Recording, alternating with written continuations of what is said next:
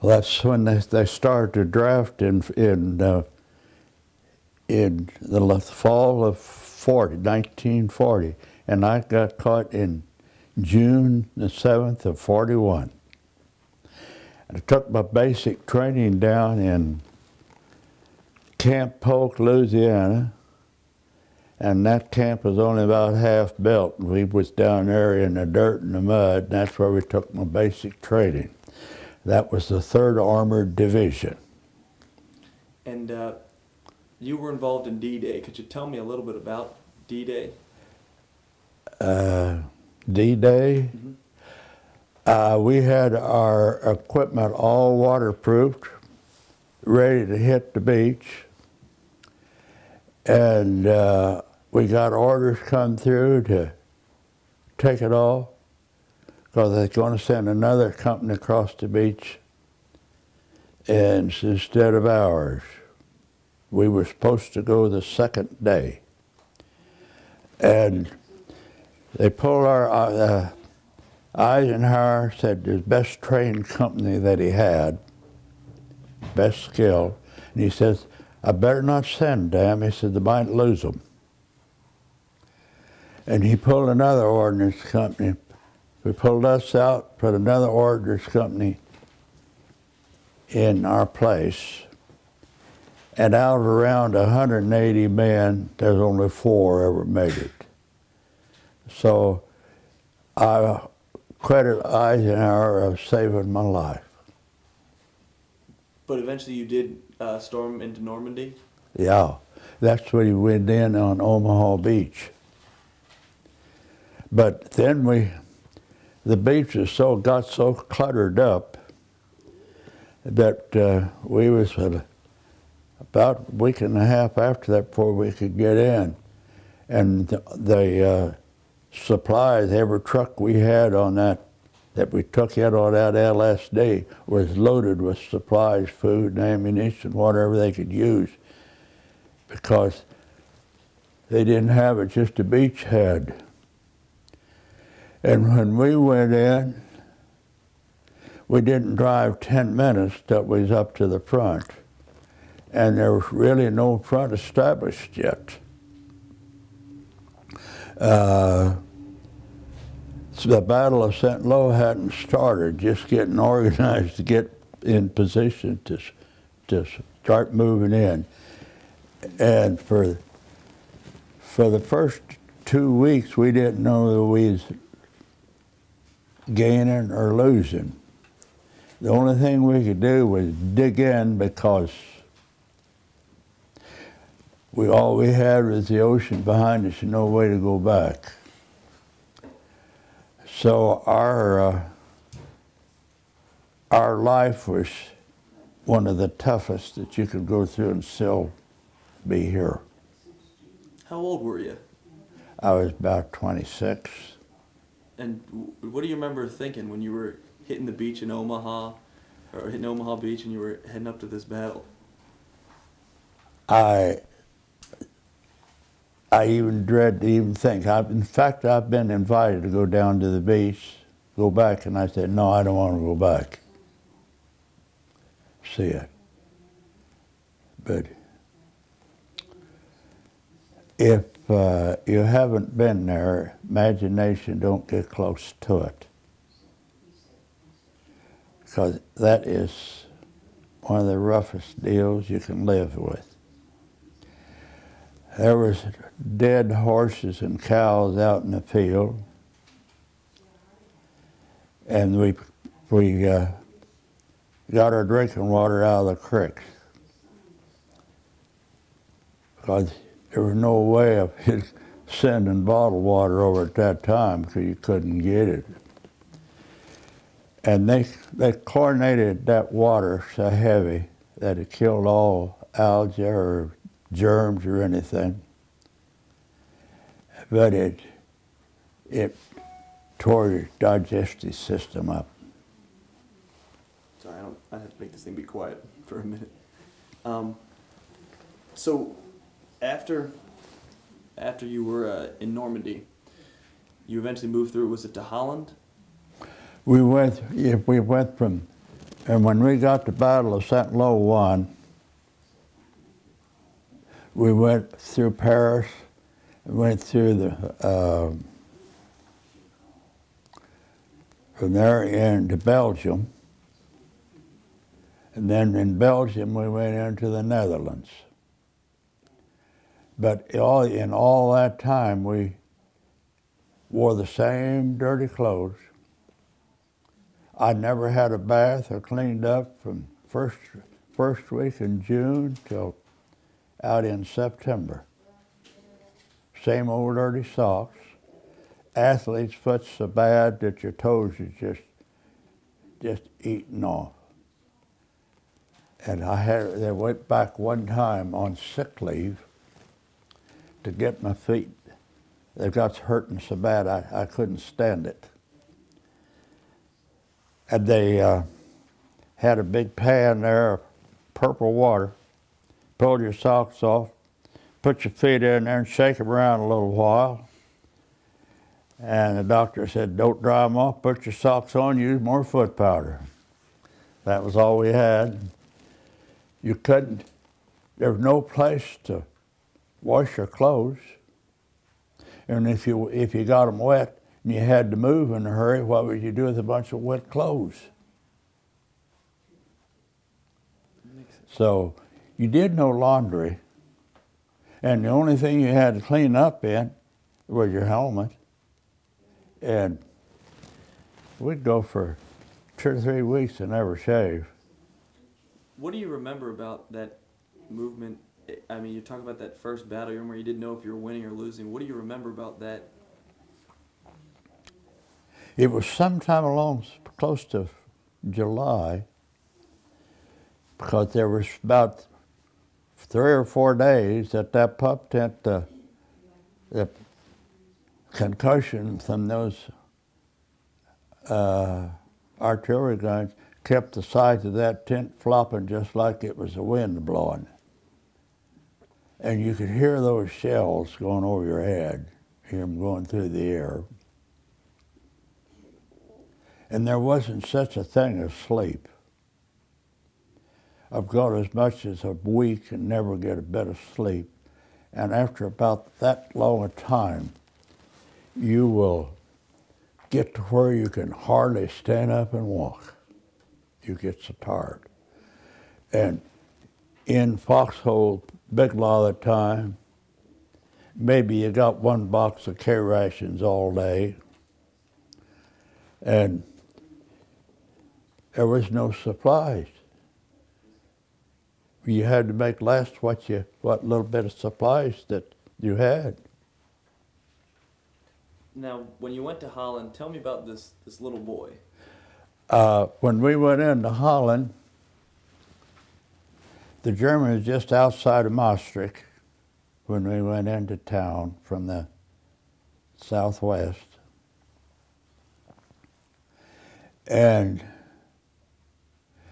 we hadn't had anything to eat all day, so we got in there about 1 o'clock, and then they come up with open kidney stew that it tastes just like kidney smell. Pretty tough to eat a few bites of it, and I quit, couldn't eat it. And there was about 6 or 8 women and a little boy standing out there in the line by our garbage can. They wasn't supposed to be there, but they were starving. And I went over and gave that little boy I had a mess kit about half full. I dumped it in his beat up old kettle. And I turned to him and says, you come back tomorrow and I'll have some more for you. I didn't know how many days we was going to be there. Nobody knew for sure. But we managed to stay there repairing a lot of broke down vehicles because of that was one of the Germans' last strongholds. And that was one of the biggest battles that Germany fought, was right there outside the Netherlands. And we stayed there just about a week. And we stayed in a schoolhouse that the Germans stayed in. In fact, they left their wood bunk beds. We slept in the same old wood bunk beds without any mattress or anything. All you had was a blanket on that wood bed. But I gave that boy my dinner, and the last day I told him, I said, well, this is the last, we're going to move up a little further, closer to the front. And I said, this is the last day I could give you anything to eat. And he gave me a little picture of himself and had his name on the back. And that's all I had to go by. And 53 years later, I was down in Florida to contact a Canadian couple. And I said, you're not from Canada. She says, we're from the Netherlands. And I was telling her about that picture. And I said, I often wondered if that boy lived or died. And she said, give me a copy. And she said, I'll mail that over to my brother-in-law. And I sent it up to Canada. And it was about, 6 weeks. I got a letter with his address on it. And her brother-in-law took off work, and he was a tool and die maker, and got on a bicycle and rode over 200 miles trying to locate him. Took him 3 days, and he finally found that boy. Well, I wrote him a letter. Took about 2 weeks for a letter to get over there. And I got a call one day on the telephone and said who he was. And he said, you got to come over and see me. Well, I hadn't planned on going. But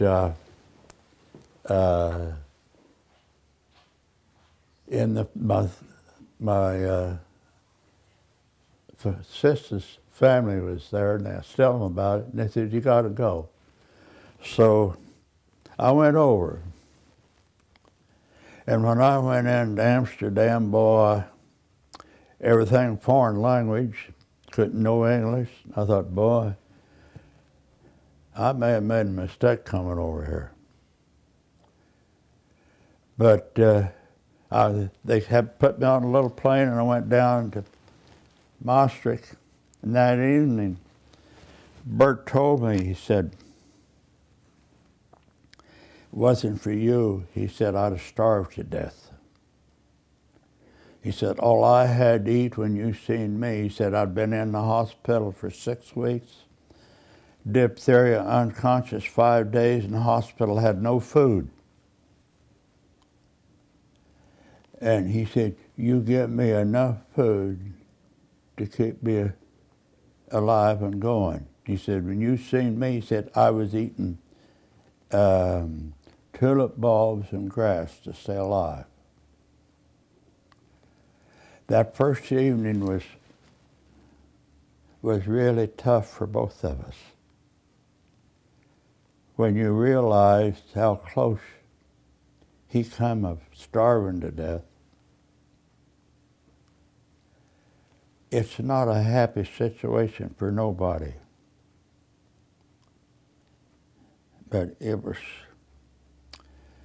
a great memory for me.